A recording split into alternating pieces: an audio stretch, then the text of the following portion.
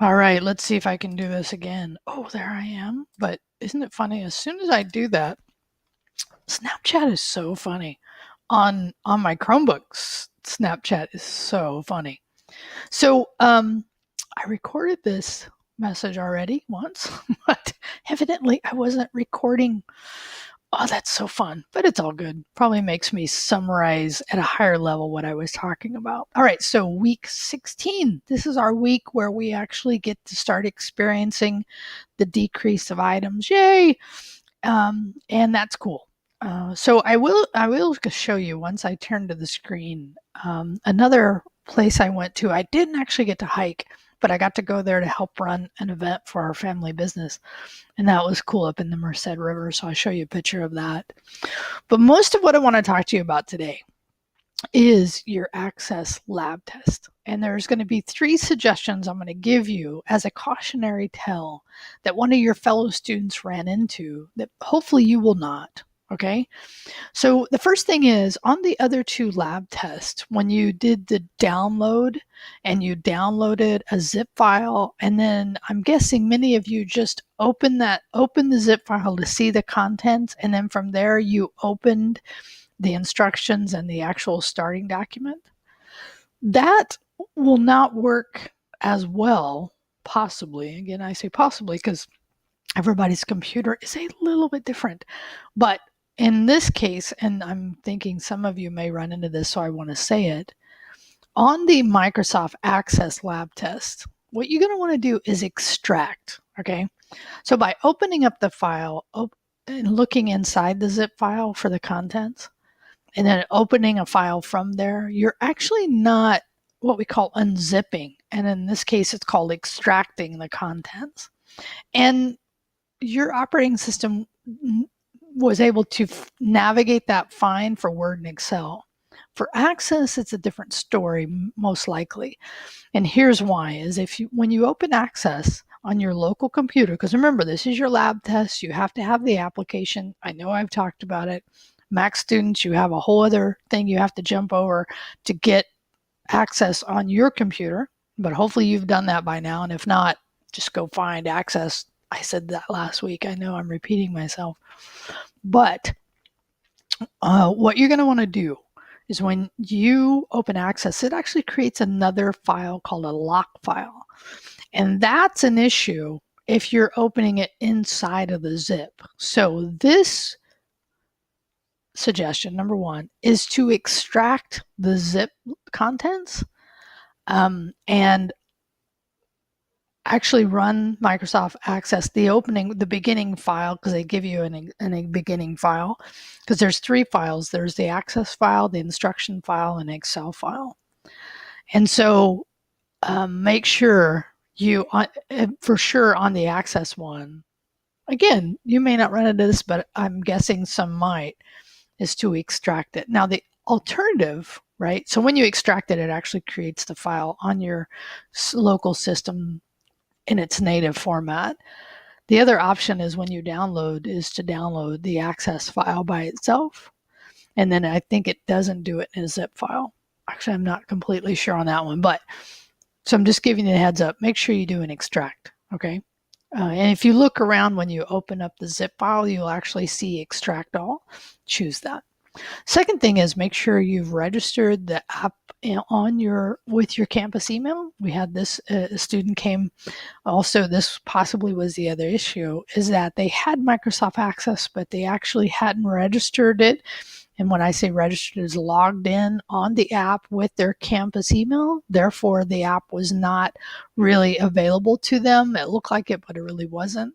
So make sure if you see you need to like license or agree to the license, make sure you log into your campus email on the app, right? So make sure you do that. And if you do those things, hopefully, right, you shouldn't run into issues. So make sure you do that. And then, so unzip the file, make sure you register the app. If you're on Mac, just find an alternative. There's campus labs as well for you to use for Microsoft Access. So But this is coming at you, right? So this is the kind of the big thing left for us is the Access Lab test. So here's the suggestion. Don't wait because if you're waiting until the night it's due, it's hard to get help that night, right? And, yeah, you can do it late, right? And you can get the late points back by doing the late points return sheet, which, by the way, many of you have set up, which is awesome. When you are asking me, I'm kind of veering off. So just when you are asking me for me to apply those late points returned, make sure you're either emailing me at the time you're asking or putting it in your submission. Okay. Because that's the only thing sometimes it gets hung up because students think, well, if they've sent it to me before, I should be able to find it. But based on the volume of email I get, and it's not happening. Okay. So the other thing is, this is the week, as I said before, a decrease of items. We don't have a quiz for the rest of that week 15.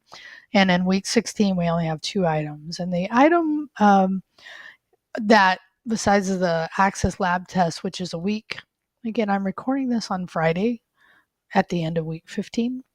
But on next week's, when I'm gone, when I'm traveling next week, and again, it doesn't matter that I'm traveling. You can still email me and ask me questions. But that will be when the lab test is due. Okay, but also the classwork for next week, for week 16, is really me coding and you either following along with notes or actually coding along. So, and I talk about that in the submission, so I don't feel like I have to cover it again, but just a heads up.